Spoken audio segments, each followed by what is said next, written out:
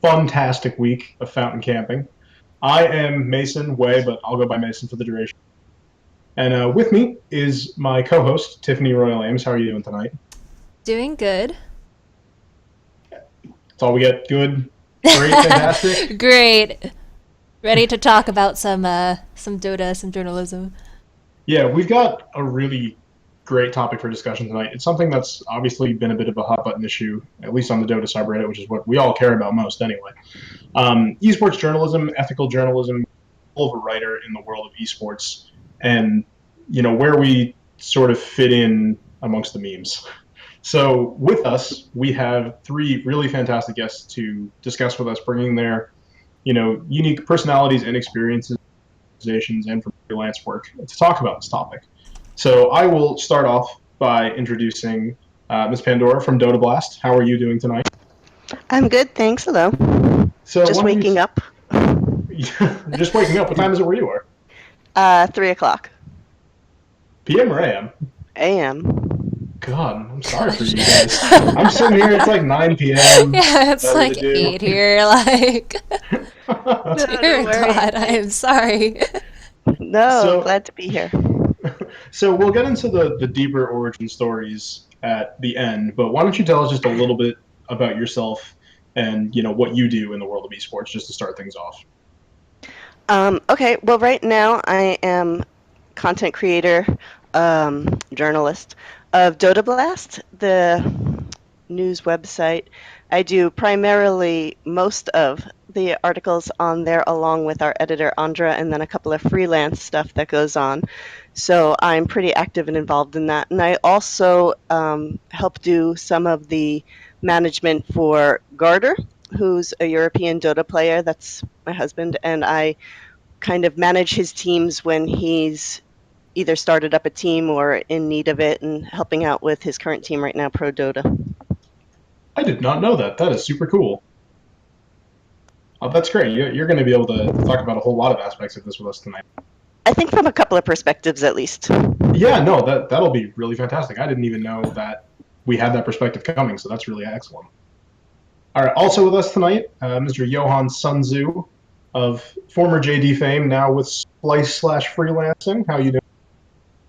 Yeah, I'm doing good. As said, I've been mostly writing for Splice recently, doing more analytical content, doing some historical content and opinion pieces. I used to do what she does over at Join Dota and then for a bit at Ghost Gamers, but I got out of that gig. That gig's tiring.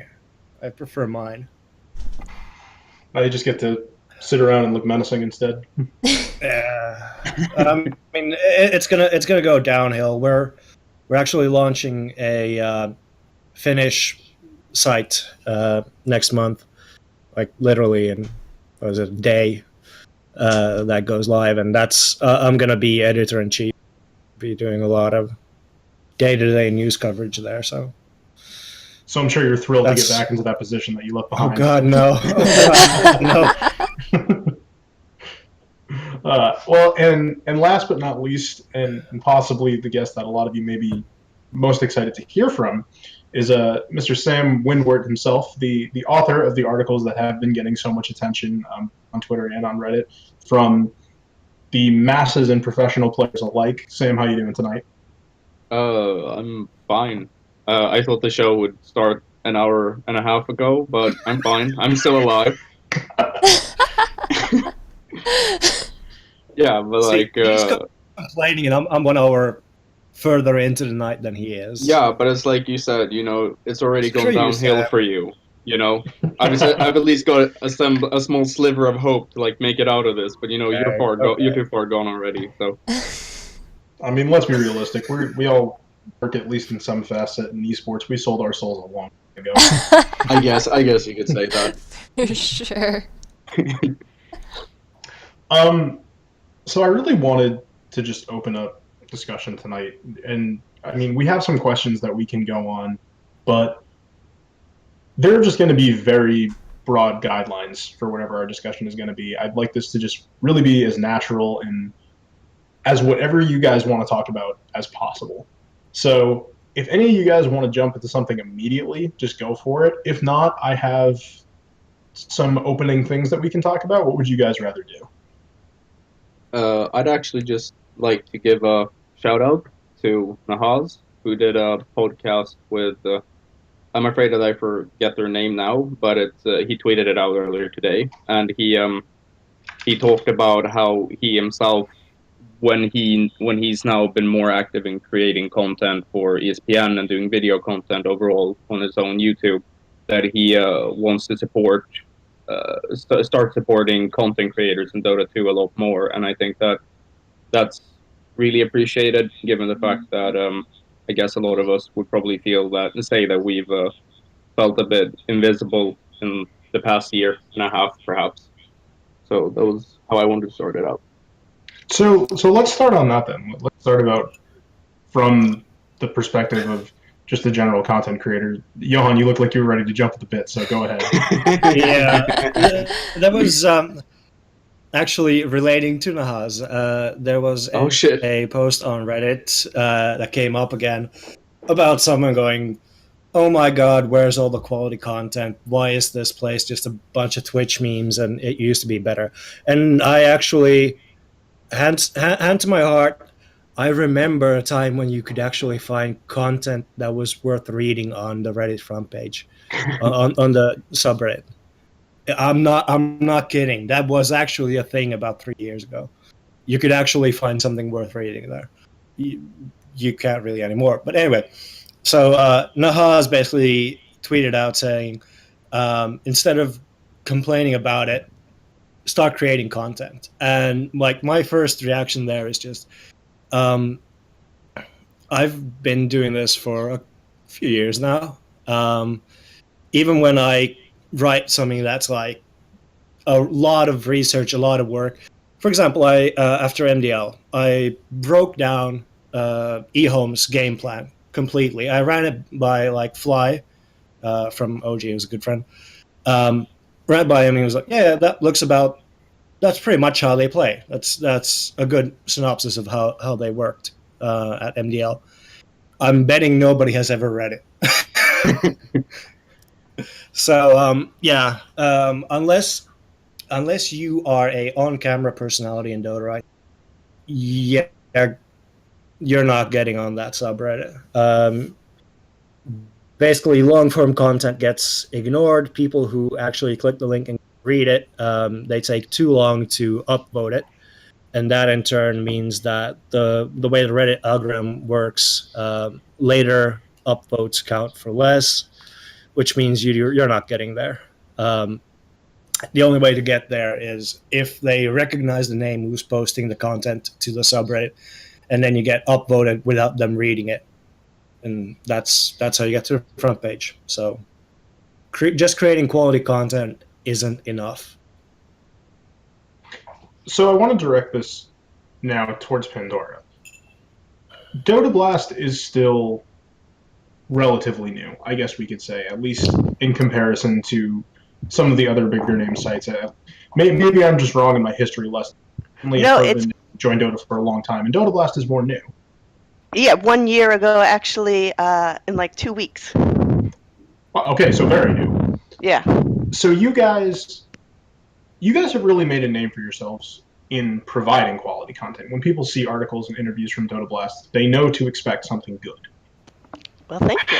How did you? Well, you're welcome. I mean, trust me, it's not just a matter of flattery; it's a matter of true honesty.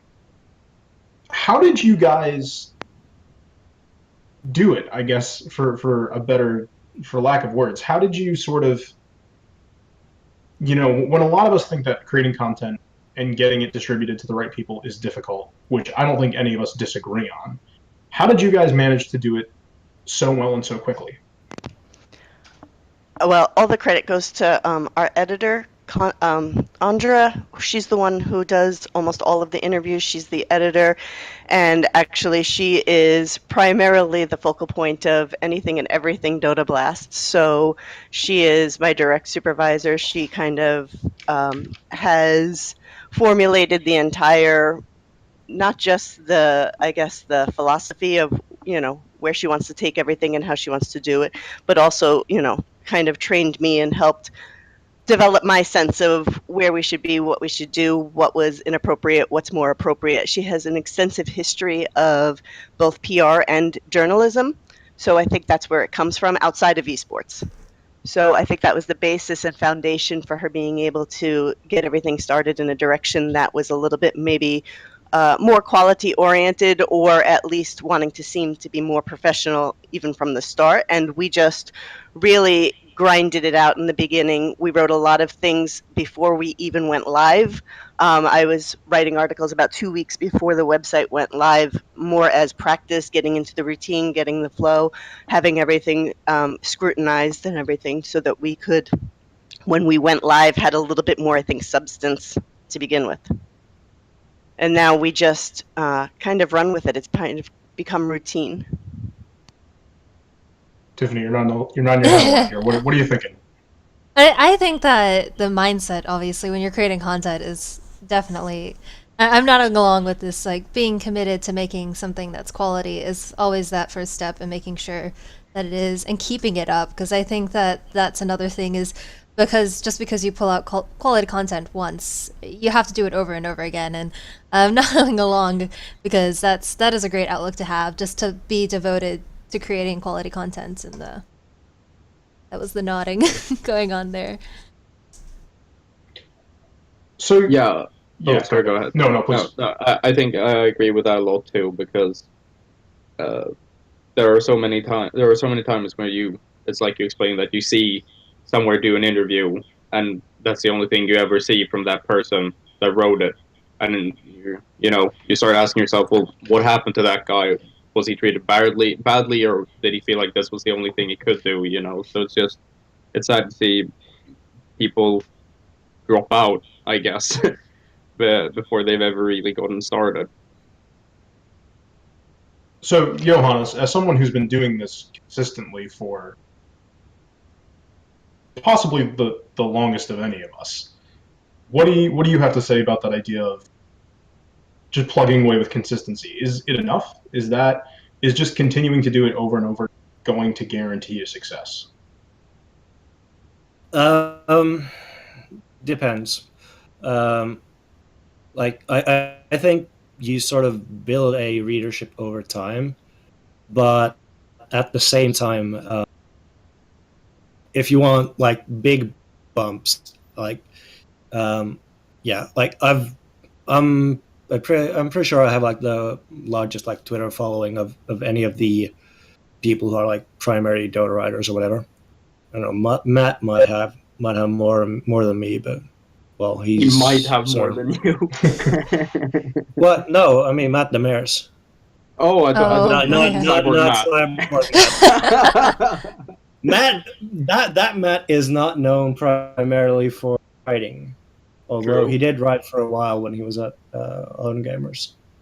But yeah, and I'm like sitting at 3,000 Twitter followers, something like that. Like even low level people who are on camera, they're gonna be over 20,000.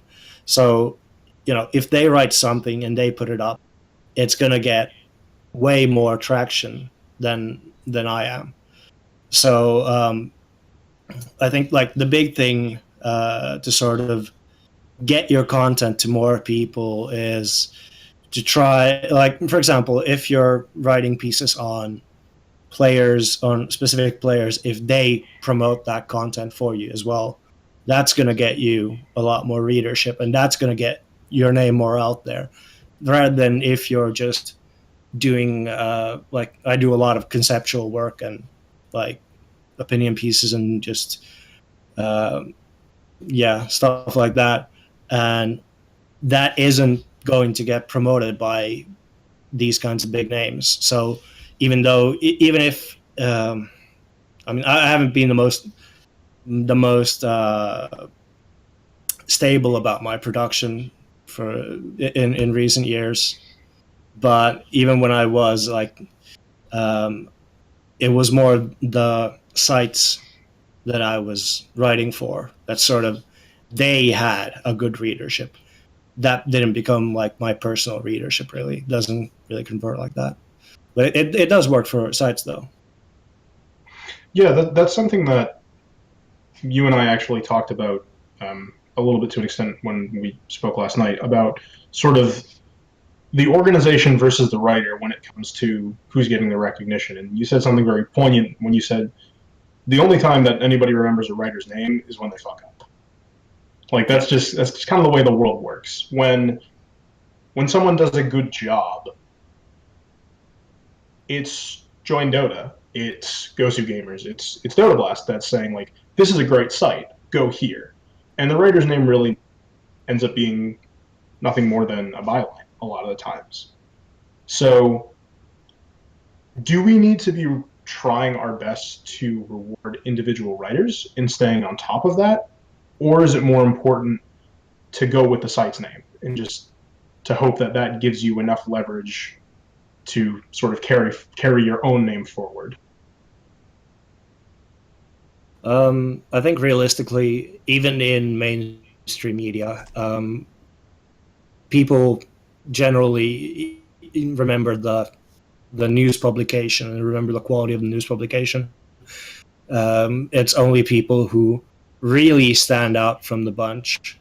They become names in themselves. And we have actually these in esports, we just don't have them in Dota. So it's a bit of both. Like, if you really want to cultivate a personal brand and you want to sort of be known for your personal content, like for me, it actually sort of works out because I'm known by a lot of people behind the scenes, so I get work that way. So for me, the sort of the personal brand has been more maybe industry facing than publicly facing. Christy, do you think that your articles with Dota Blast and your work there has served to further your personal brand at all? Or is that not something that you really take into consideration much? I think that I'm so new at everything that it's only just beginning. But yeah, of course. I mean, prior to this, I was more in kind of behind the scenes, a lot more in the management aspect, or at least the coordination. Did a little bit of like the social media stuff for PR and PR stuff for Flipside Tactics when they had a Dota team. So it was always kind of behind the scenes, behind everything, not really out in the front for anything. So this, I think, as a beginning is starting to kind of further that a little bit. It's all kind of hand in hand and going together. But also it's given me just kind of the inspiration and the motivation to want to start to create my own brand and get into the content creation a lot more. And of course, this is only going to further that, hopefully, as opposed to, halting it somehow because I do something wrong, but it will continue to just make it better for me and kind of be used as a platform later. I hope. Definitely. Sam, what about you? Do you think that you've been able to positively promote your person? Or is that not something you think about much? Well, my personal brand, sorry, it broke up a little bit. Or is that not something you think about much? I mean, at this point, it's just, I guess I've had the fortune of actually, like, the two last outlets I've written for, they've actually, they didn't necessarily ask for me to do that, and I wasn't necessarily in a position that I had to do it. Like, I got compensated enough to, they wanted me on as a staff writer, and, earning enough so that I could actually, make a living off of it. That never really that never really became a thing for me. I was happy with just producing content, and if people didn't necessarily know my name, that didn't bother me at all, because, I was still getting by, no matter like what kinds of hits I was getting. People wanted my output. My employers wanted my output rather. So that it lifted sort of like a weight off my shoulders, because I never had to branch myself as a personality, because they just wanted work. They rather want to see work than me, being on talk shows or something like that. So Glad to see we could help with that then. No, I didn't mean that as a jab. I didn't mean it as a jab. No, but like I guess I've had the fortune of never having to think that like, what can I do that'll generate Twitter followers or clicks? Like what can, or I've never had to face that in a way. So I know we're talking about how, sometimes your personal brands can get hidden, I suppose, with that by the sites that you write for. But do you think maybe that sometimes worrying too much about personal brands can get in the way of producing quality content?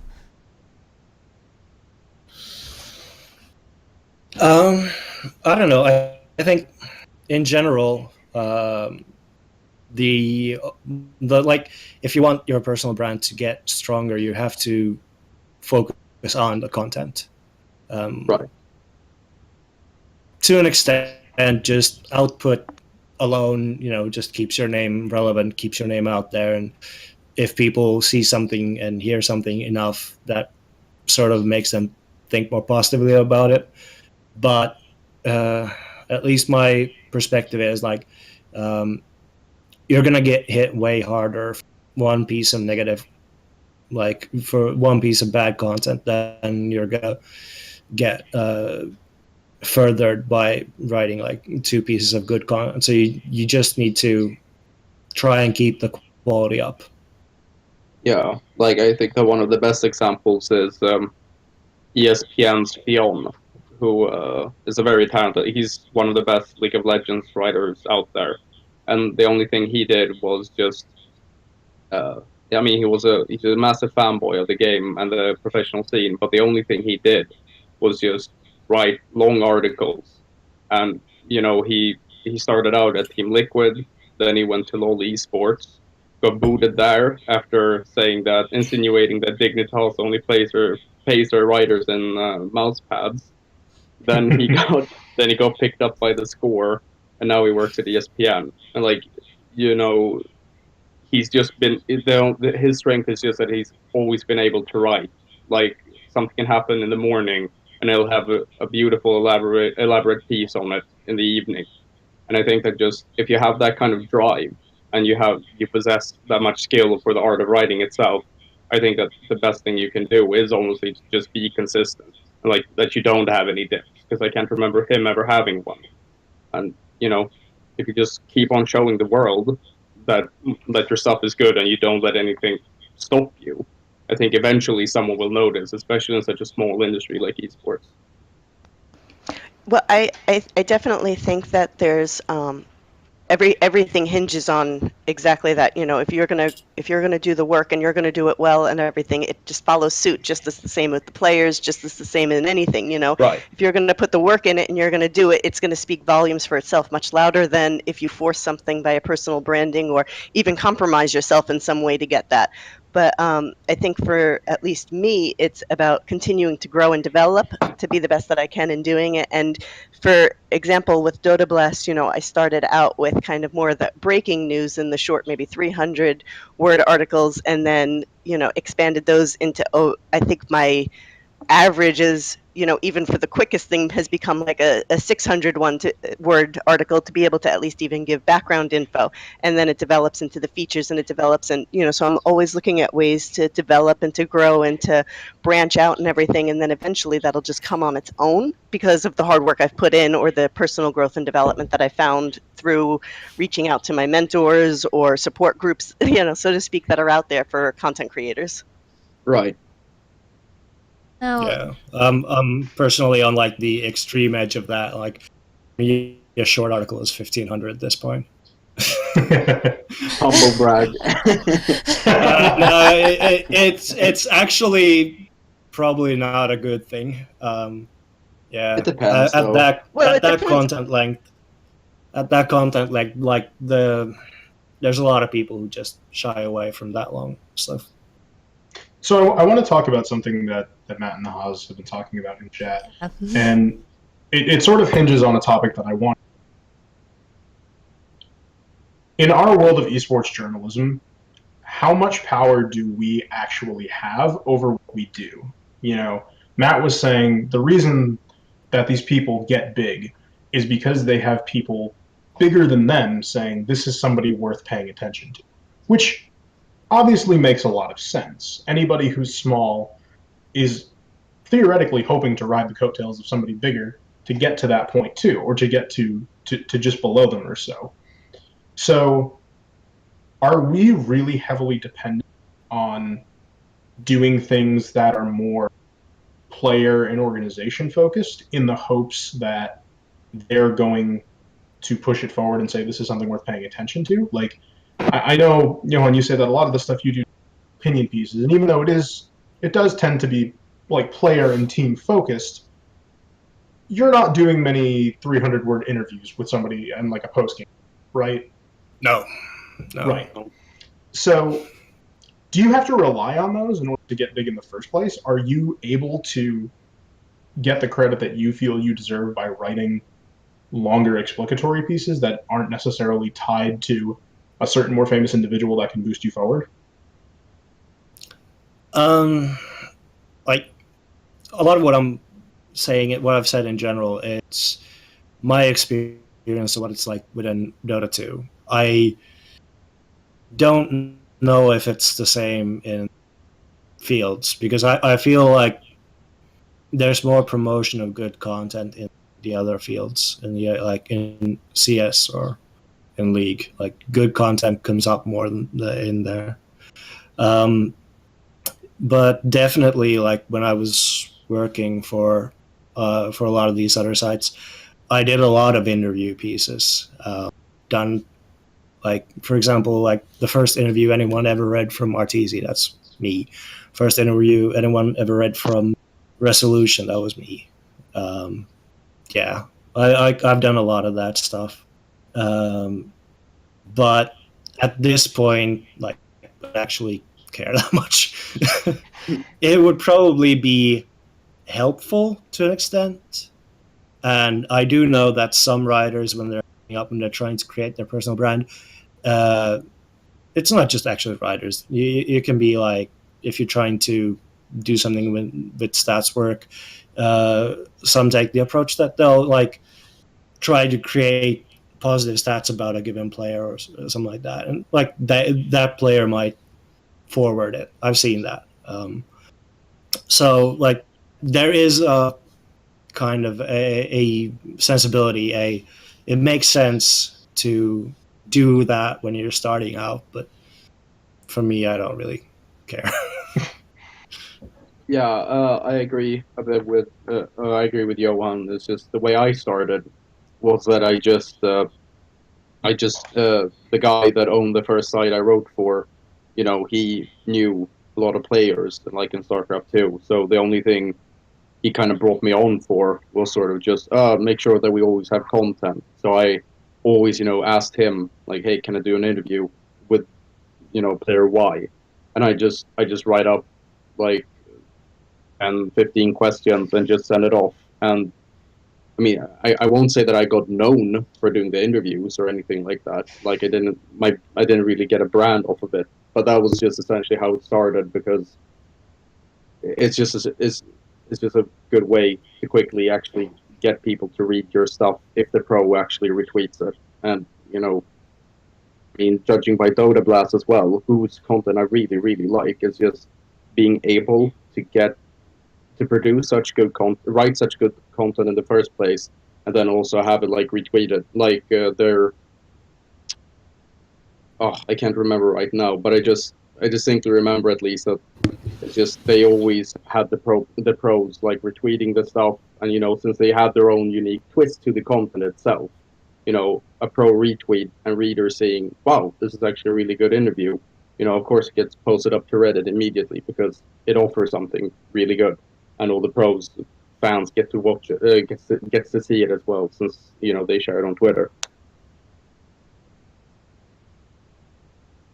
That sort of comes to another thing that I saw Nahaz and Scant actually talking about in the chat as well. Is something about personalities and players sharing quality content to help support content creators. As I think they were talking about Nahaz sharing a particular article, which helped boost that article as well. What do you think about personalities stepping in to help boost quality content and make that more visible to other people? Sounds good. When is that going to happen? Yeah, is it? The cynic.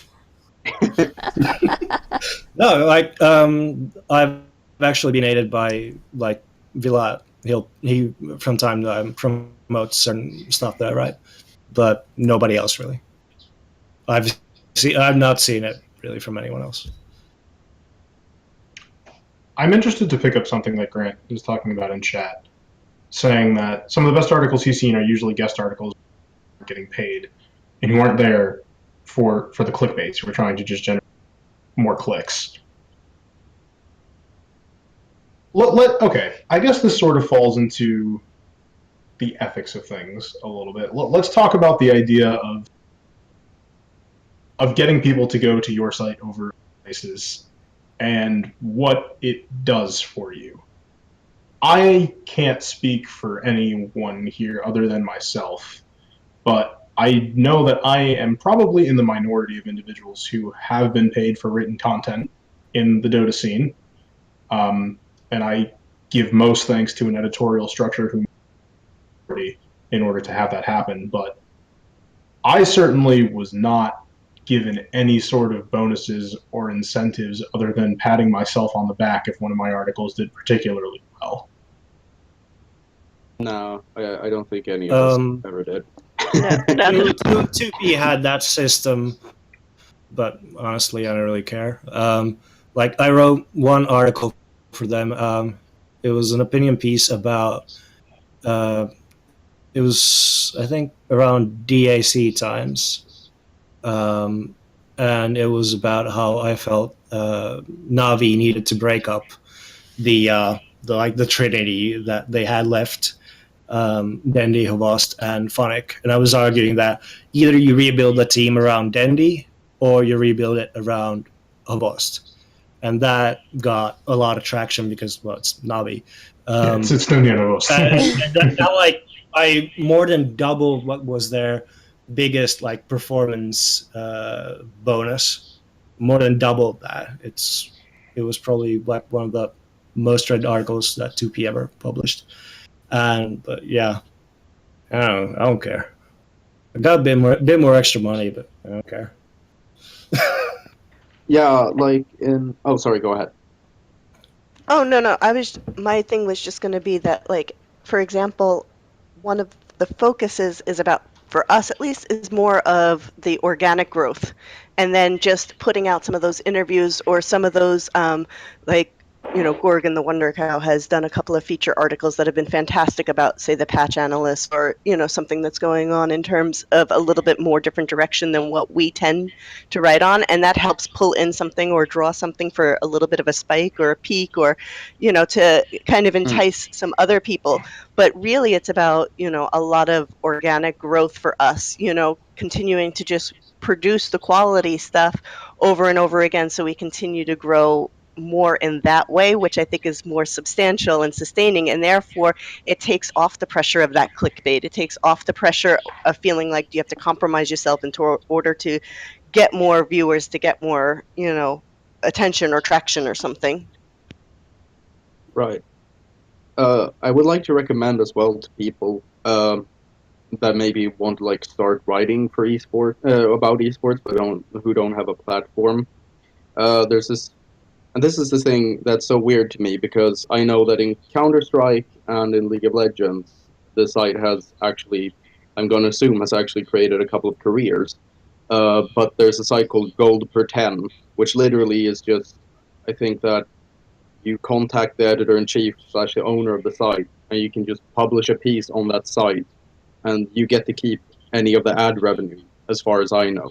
And I feel like, these platforms are out there in esports. I'm sure there are a couple more as well, but it just seems like no one in Dota. It just seems like people either think join Dota or go to gamers, or you're not gonna be visible, or no one will read your stuff anyway. Which is something that I'm just pretty sad about, because I think there are a lot of people that want to create content in Dota 2. They just don't know where to go. I'll address something that Nahas said in. He said that while nobody pays for page views, that when negotiating per rate articles as freelancers, they do look at like page views and Twitter followers and all that stuff. And he is correct. it's just entirely pointless to argue about that because not a single writer in Dota actually has that kind of following that they'd get any kind of premium rates. Are you going to argue with So- Nahaz via Discord about something you wrote on Twitch chat? That was a joke. I mean, it's a valid point to bring up. It's a valid point to bring up, but it's something that's part of his reality. It's not part of mine. Like I can't command that kind of like any kind of special rate for having a large following. Like I'm just not big enough. Right. I want to address something else that Grant said, and I promise, Grant, I'm not providing really good discussion points. He's saying that he misses and he wishes that a lot more pros would come out and do guest pieces at sites and write about stuff. And right. So 2 questions. 1, do you think that there are even enough pros that want to do that in the first place in the Dota scene, maybe comparatively to others? And 2, if there are, and maybe there are, maybe there aren't, why should somebody care about what a writer says on a topic versus what a professional player says? And Christy, I'll give this to you first. Why should somebody care about Dota Blast's interview with Wndwrt? Or, okay, let's say, because he doesn't really do much vlogging outside, but let's say you guys got an interview with PPD. Why should they care about your interview with PPD when he does vlogs so often and answers questions himself? Well, I think in terms of the interviews, it's because hopefully we're asking the questions that they're not necessarily volunteering, and not that they wouldn't volunteer, but maybe they're not thinking about it in terms of the same way of what do people want to hear. They're a little bit more focused on, what was my experience at this tournament, or what are my, viewpoints on this shuffle, or current situations like that, where the interviews, especially that are done on Dota Blast, try to look more into the person themselves, maybe their background, or a little bit more on a personal level than on their professional level. And what they see, or what tends to be put out there, I think, by a lot of professionals is, and obviously so, is going to be surrounding what they do all the time and every day, and their opinions or their expertise on that, where this kind of gives, I think, that little bit different outlook on a player, helps maybe give a little bit more insight or a little bit more attachment to them in a different way. And this is something that you and I talked about yesterday when you said that sometimes it's more interesting to hear the perspective of somebody who's not a professional player. Do you want to touch on that? Yeah, I think it's a really strange, it's a holdover of celebrity culture, esports in general. Dota especially has gone heavily towards basically being it's reality TV almost, with just how much personalities get promoted, how much personality matters, probably more than the actual games to a lot of people. But if you think about that, why would you care about what a celebrity has to say about something that happened, compared to why would you care about why a person an analyst or someone who's an expert on the topic has to say about it? It's not quite the same, but in sports writing, would you rather read the established sports writer analyst or the player? The player knows a lot about playing the game, and he focuses a lot on things that are relevant to becoming a better player. That's not the same thing as focusing on becoming a better analyst. I watch way too much Dota, but whereas a player is going to play a lot more Dota, he can't possibly watch as much as I do because, I don't really play. I just watch. So I'm always going to know more than the average player about what's going on in the scene. So is it kind of like a player will know how to play the game, whereas an outside viewer who's looking in will be able to comprehend the entire scene as a whole versus just the little, section there? Yeah. Yep.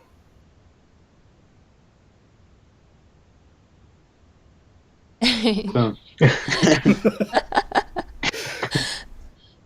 So let's talk a little bit about one of the big issues that's sort of been going around recently, Sam, with your article about not to put you on the spot by any means, but to use you as a talking point.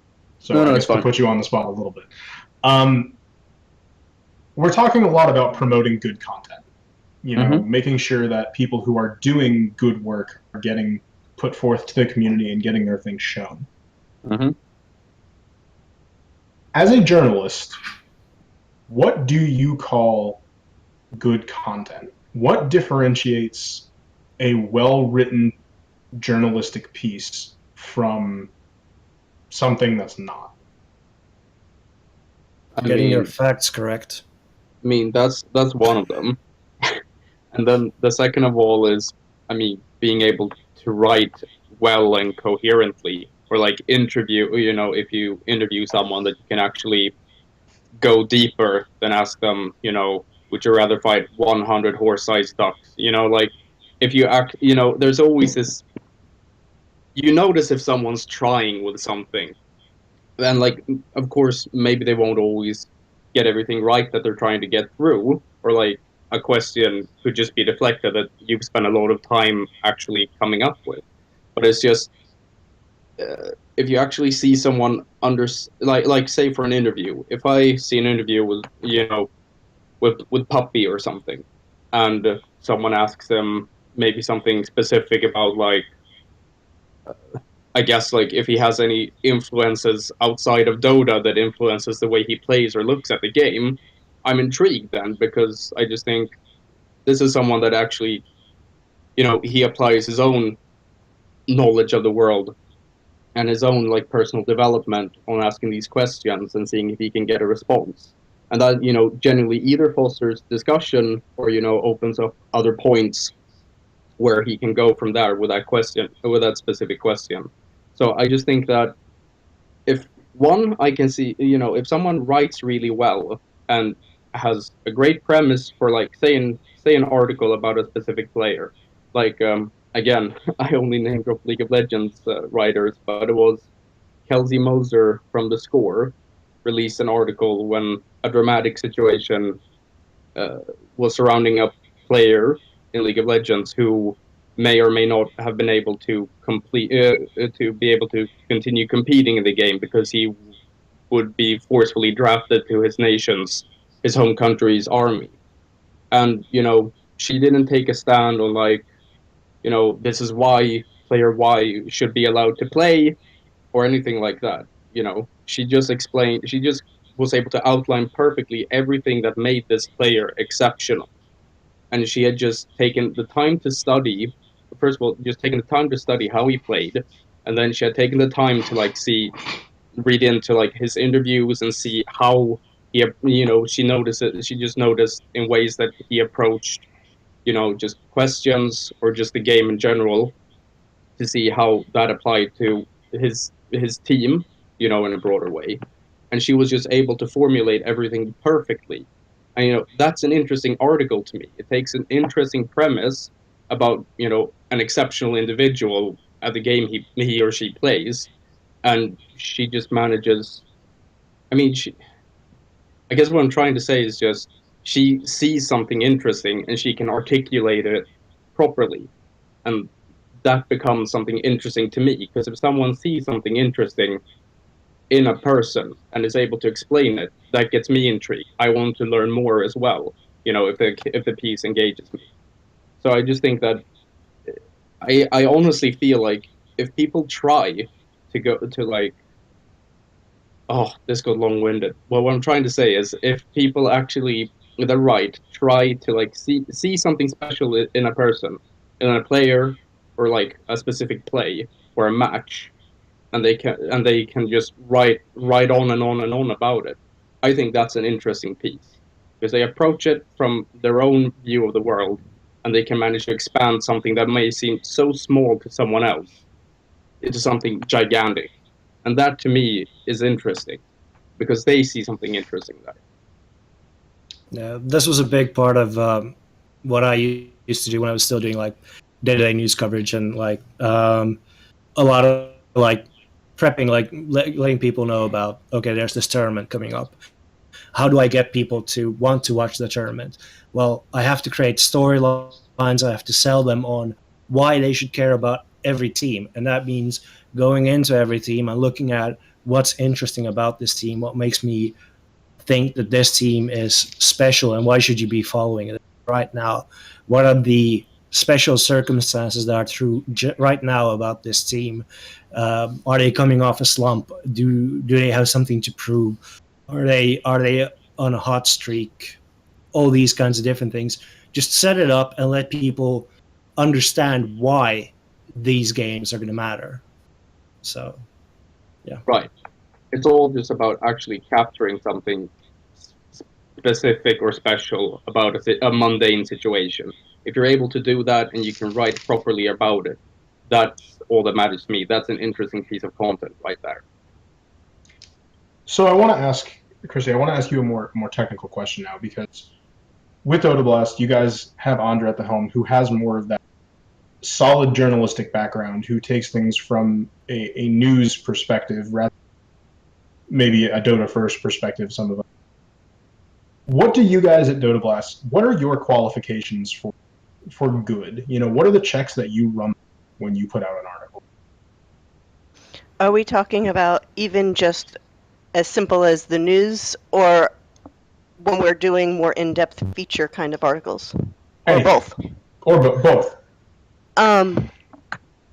Well, I think that the main thing is that we always focus on, is this interesting or not to someone? Is there an audience for this? For example, I think we tend to highlight, even in just simple aspects of an article, if the Swiss Dota Community League has started something, new for, people in Switzerland, or there was the big Indian tournament, well, not big in the scope of things, but big for India, a tournament. If we try to focus on some of those kinds of things, because there is an audience for that, and there are people who are looking and want to know what's going on. So we kind of try to focus on making sure that we even look at the smaller things that are Dota related, or if anything is kind of lurking on the horizon, to make sure that we hit and can bring to people. But then it's all about making sure that we're objective in it. What is the basic points? What do people want to know? What information, the who, what, how, where, when type of stuff. Did we cover all of the points? What's the background info, like it was said earlier, why should someone even care about this tournament or this league or this person, event that's going on or something?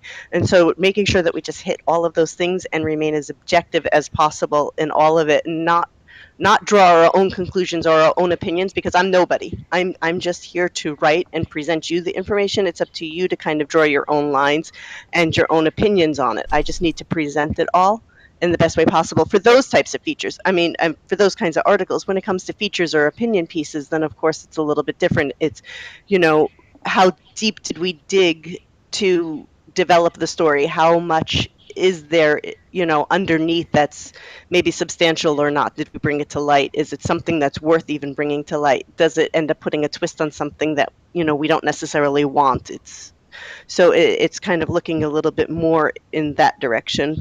But the whole focus primarily is just being objective. Is there an audience for this? And making sure that we really don't influence it by our own opinions, that we don't have our own opinions.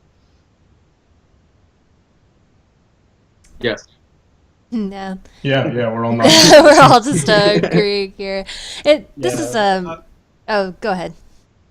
I was just going to say, in terms of like promoting stuff from smaller scenes, it's not going to get you big news numbers, but it matters to those communities. And when I was editor in chief at Join Dota, I sort of went a bit out of my way to try and help these smaller communities as well. I think it's a good thing. I don't think it's going to matter that much for your publication, but it matters for those people. So Yeah, I mean, it's not gonna, like we were talking about clickbait and everything else. It's not gonna draw in No, traction no. necessarily or anything, but It's anti-clickbait. but there's someone who's interested and someone who wants to know these things, and some of this stuff is what I think helps develop both your credibility, at least even in a certain community, and then also the organic growth that we were talking about. I have noticed this though, especially when something, a major shift like the roster locks that happens in the Dota scene, that people quickly get frustrated because they can't find reliable information. And I think that need for objective, reporting and, just people finding the facts and reporting it in the most objective way possible, that need is coming more and more as people just want to know what's going on. So, Right. I think that's partly why my article was so poorly received at first, because I think that people in Dota aren't actually used to news outlets breaking this kind of stuff. It's players or personalities in Dota, writing on Twitter about it.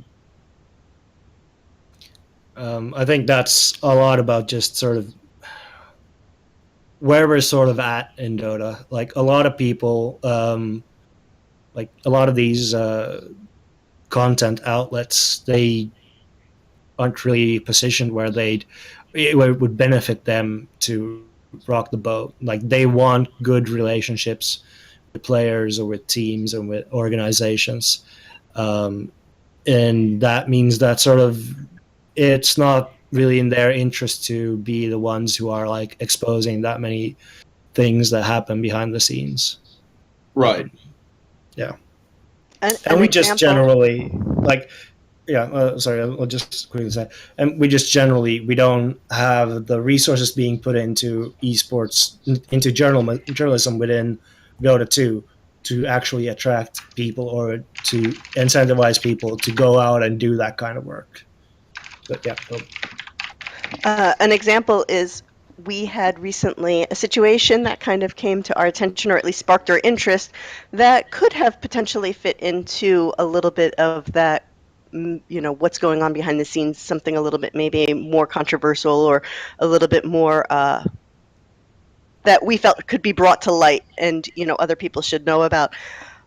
In the end, we haven't done anything about it because we were not able to really put kind of our claws and our teeth into it to get enough information overall to substantiate something. So instead of still just going ahead and saying, well, this is what we want to say, and we're going to bring to light what happened in this situation and kind of blow the whistle on it in a sense, there's still a sense of not going forward with it if we can't do it in such a manner that it's going to be, later on either credible or at least have full content with substance. If we can't get all of those details and we can't put everything into there, then we don't go forward with it. But that's because on our end, it's about integrity or about content quality and everything. Not that we didn't want to necessarily say blow the whistle on something. So sometimes it's a balance of that too. It's finding that you have this story, but you can't necessarily put your teeth into it because of the surrounding circumstances don't give you the access to everything you would need in order to make it something worthy. Right. So, Sam, Mhm. what made you say, I have enough to go on to? What gave you the certainty to say, at least to the best of your knowledge, that this was a true fact that can be reported? Well, first it was the fact that the people I had talked to, that I have talked to behind the scenes for quite a bit, for quite a while, who I considered credible. Enough of them informed me to simply say, well, if anything, I can make this an article about, I can make I can report on this. Sorry, I got a bit drifted. I simply got enough, I heard from enough people that I consider credible and who are deeply rooted into the scenes and the know-hows of it to simply say that, well, I'm not just gonna sit on this. I can actually report about this because when I this started with the secret roster shuffle, and I almost had the scoop on that, but was beaten by the official press release because I was hesitant, and yeah, and the same people told me then the situation in EG with Fear and Smail, and I simply just thought I trust these people enough because the biggest thing ever just happened, and all the people, all the people I talked to had said that it would happen. I trust them enough to be certain of that I'm certain of writing up about this, and making a report of it. I wrote allegedly in my article. I made it clear that, judged by the information that I had heard, that that something had happened, and that it was very likely that the outcome could have been what the rumor actually was. So I felt secure enough, and I ran with it. If that answers your question. Yeah, absolutely. So, Johan and Christy, based on what you guys know, do you think he had enough information to go on? I mean, I was hearing the same thing, but like my information was coming from, it was Different sources. Yeah, too far removed and different places. But I was hearing the same thing. Well, I think at this point he's already created enough of a reputation and through his history in general to say that I would trust him if he came to me as a source, almost. I mean, I would collaborate it with someone else to make sure everything I could, because this is where I am in my kind of in my profession right now. I'm still at the beginning. I'm still developing everything, but I would have not doubted, and I don't think that like we sometimes have these sources that are exactly, we can trust and we can do these things, and that's exactly where he comes from. Stories change, things changed. I mean, that's going to happen all the time. That's not a matter for not going forward with something if it's a source that he 100% trusts. It has reliability to it in the past. I don't see why that would have been. I would have done the same thing. You think it had such a, I guess, outcry just because like this is one of the rare times that a news source, like you said, Sam, that like a news source broke the news about something. And of course, this one time that it happened, situations changed. Do you think that had a lot to do with why the outcry was so large? I mean, yeah, and I'm not really unhappy about the about the outcry in particular itself, because why should anyone trust Frag? If you're a regular /r Dota 2 browser, why would you know who Fragbyte are, or what they, or who they know? I understand completely where the outcry comes from, because you don't just want to feel like you've been swindled into reading like some bullshit rumor article that was just written for clicks. But it's I understand the outcry, and that's my guess, at least from where it comes from. It is the fact that when a player says, yeah, I'm going to be playing with Moon Meander next season, people believe it, because what does the player, why would he lie? So I think it's very much a fact that readers of Dota 2 fans don't really engage all too much in different news sources outside of the established ones. So I understand what they're critical. I think there's also maybe not a full understanding on your casual kind of follower or reader on just how much this stuff changes from second to second. How many times a player switches teams or changes their mind who they want to play with, or their offer, or if they accept it or not, or anything. And I mean, maybe that's, like I said, where maybe my experience is a little more unique, because, I watch it happen on a personal level all the time. But I know from, within 5 minutes, everything can just completely fall apart in terms of what a player is going to do, or the direction that they're going and everything, and so it's maybe a casual person doesn't just even understand that that's kind of the realities of the industry. Right, and like that's the thing with journalism too. Like I don't expect everyone that just happens to follow an esport to understand how journalism works, or like especially like source-based reporting as well, when it comes to something like the Fear and Smail situation. Like they don't, when they see that someone writes report fear and my headline was like report fear and mail to reportedly leave evil geniuses, they read that as, well, this site said that it would happen, why didn't it happen? I get that people don't necessarily, I don't blame anyone for not understanding how a journalist works, because I guess you have to be kind of stupid to want to be a journalist. I'll agree with that.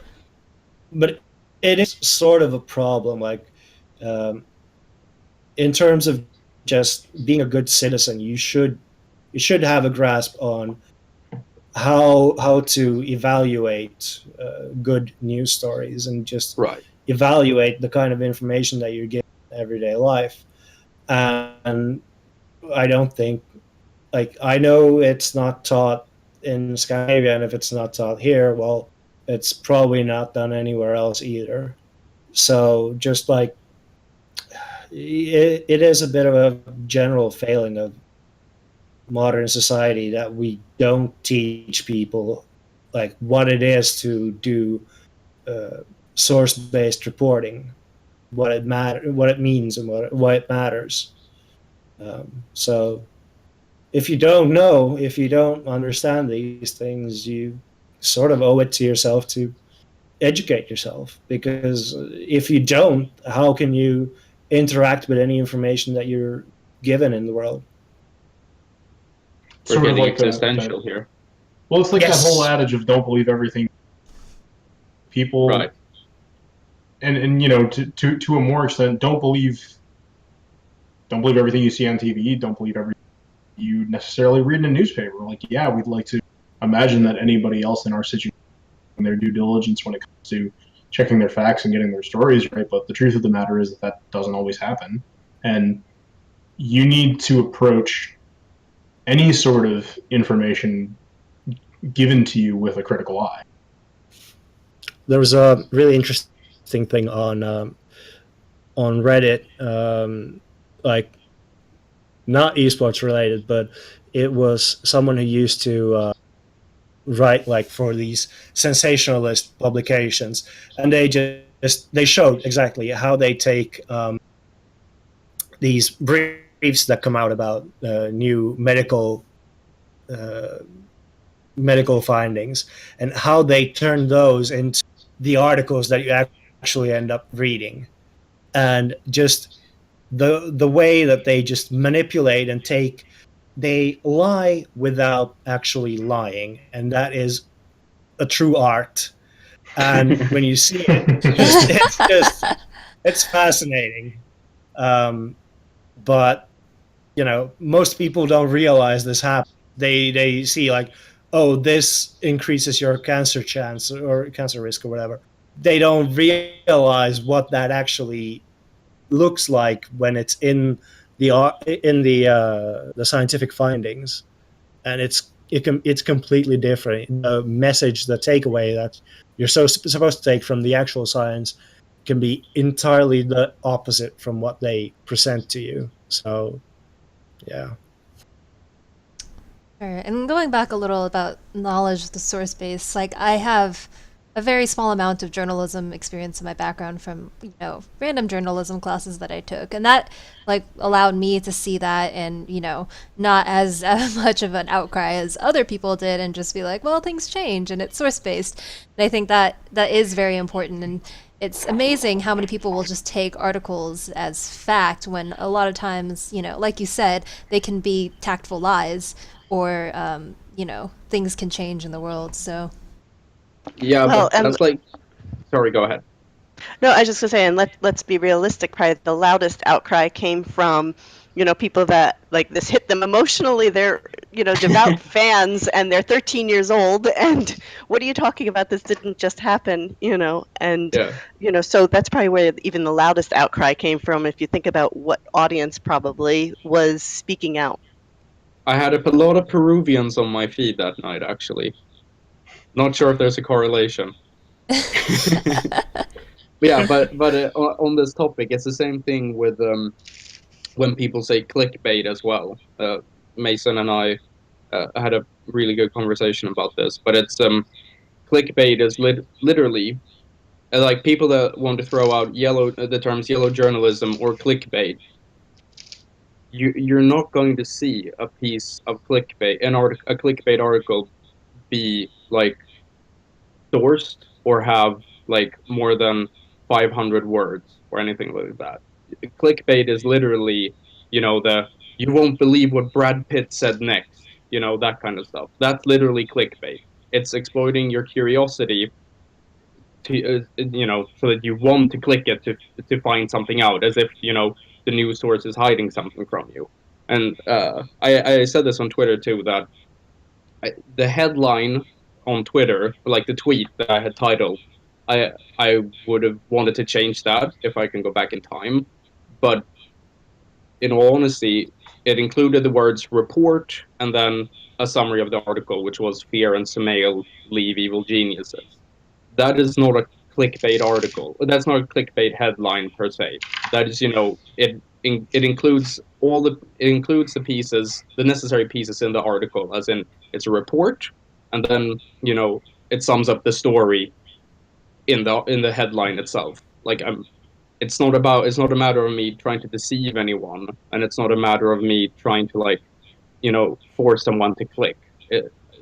So I mean, people misunderstand the term clickbait. People misunderstand a lot of terms that they then just hurl out at themselves. And I think BuzzFeed ruined it for all of us, guys. I think we're fucked. So does blame Skim have to be blame BuzzFeed? Can we blame both? No, I'm still blaming Skim. No, just blame Okay, Skim. it's still Skim's fault. All right, as long as we know. I blame Skim for BuzzFeed. All right, it's settled. It's settled. We figured it out. We got it there. But to expand a bit on what Sam was saying, I think a lot of people sort of look at clickbait and they think like if you're being controversial or if you're offering up a dissenting opinion to what is generally believed. For example, if I say right now, Burning should retire, he's a bad he's not really a bad player, but he's not a good player anymore. Like he's mediocre. He has a couple of good games every now and then, and that fools people into thinking he's still a good player. And he should retire. Like leave the spot open for a better player to take his place. And you might not have this garbage team that is the Vici Gaming main team right now. If I say all of that, that's like if I write that into an article, that's not clickbait. That's me giving my analysis and my opinion, even if it might differ from the general opinion, even if that might be controversial. It's not clickbait because I'll back it up. I'll say why this is the case. I'll explain it. So that's the difference. I think it is, yeah. It is a misunderstanding of the term clickbait, I think, for a large part of like what that actually means. Whereas, to my understanding, I understand clickbait as you don't get what the story is about from the title. That's basically that's like probably the simplest way that I could put that, where you have to click the article to figure out what it's about. So. Yeah. So we'll let Chrissy get the last word on this if she has anything. Going to wrap things up because we've kind of hit over our time. So Chrissy, I'll leave the floor to you if you have anything you'd like to wrap up this part of the conversation with. No, I think we pretty much covered it all. All right. Well, Tiffany, I will let you bring us out then because you're more experienced with this than I am. So. All right. So we're reaching the end of the show, which means that we do the Campfire tradition, whereas we talk about everyone's origin stories or how they got into gaming, or in this case, how you got into esports, or both. Why not? So how about we start with you, Sam?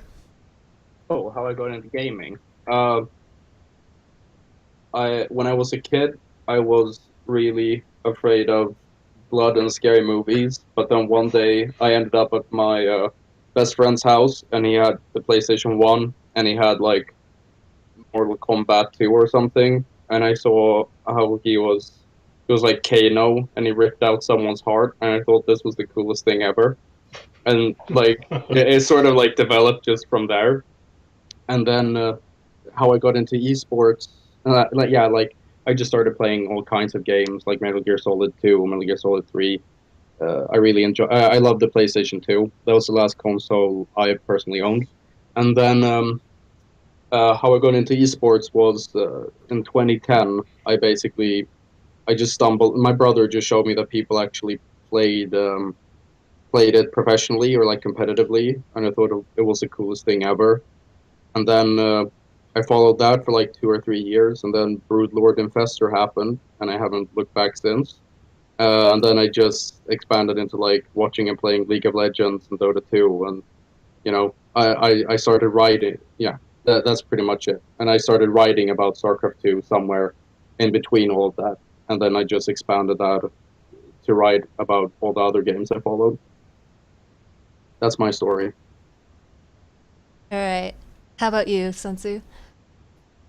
For me, I honestly barely even remember how I got into gaming because it's been way too long.